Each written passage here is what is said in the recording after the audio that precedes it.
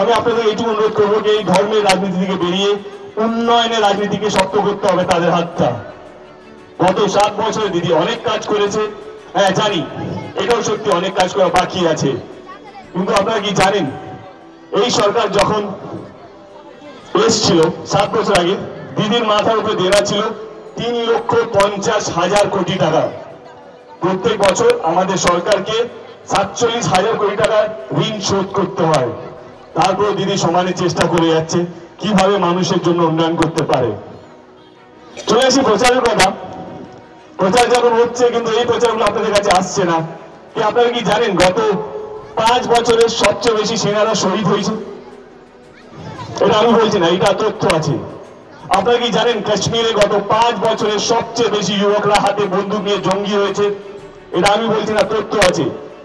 আপনারা কি জানেন গত 5 বছরের সবচেয়ে বেশি কৃষকরা সুসাইড করেছে সারা দেশ জুড়ে?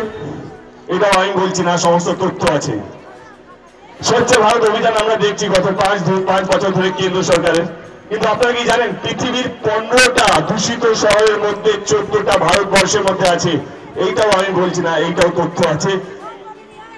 আপনারা কি জানেন এখনো ভারতবর্ষে 100 কোটির চেয়ে বেশি মানুষের কাছে জলের সমস্যা। 3 কোটি বাড়ি এরকম আছে আমাদের দেশে যেখানে এখনো ইলেকট্রিসিটি পৌঁছতে পারেনি, যেখানে পশ্চিমবঙ্গের মধ্যে প্রত্যেকটা বাড়ির মধ্যে ইলেকট্রিসিটি পৌঁছে গেছে। হ্যাঁ, আমরা নিজের হাত নিজে পেটাই না, এটাই সমস্যা আমাদের, বা আমাদের সরকার, এটা আমাদের সমস্যাকে আমরা কি কাজ করেছি সেটা আমরা ভাগ পেটাতে পারিনি। কিন্তু এটাও সত্যিকে মানুষের কাছে আমরা সবসময় চেষ্টা করেছি, বা আমাদের সরকার, আমাদের দল, আমাদের কর্মীরা কে মানুষের কিভাবে উন্নয়নটা হবে। আমি যেটা নিয়ে শুরু করেছিলাম সেটা নিয়ে শেষ করবো কে 2019-এর নির্বাচনটা উন্নয়ন নিয়ে হোক।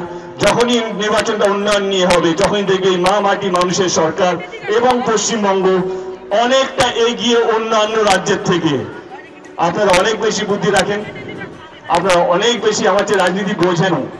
শুধু আপনাদেরকে অনুরোধ করব এই ধর্মের রাজনীতিকে বেরিয়ে উন্নয়নের রাজনীতিটা হোক, মানুষের ভালো হোক, দেশের ভালো হোক, তাহলে দেখবেন আমাদের সবারই ভালো হবে।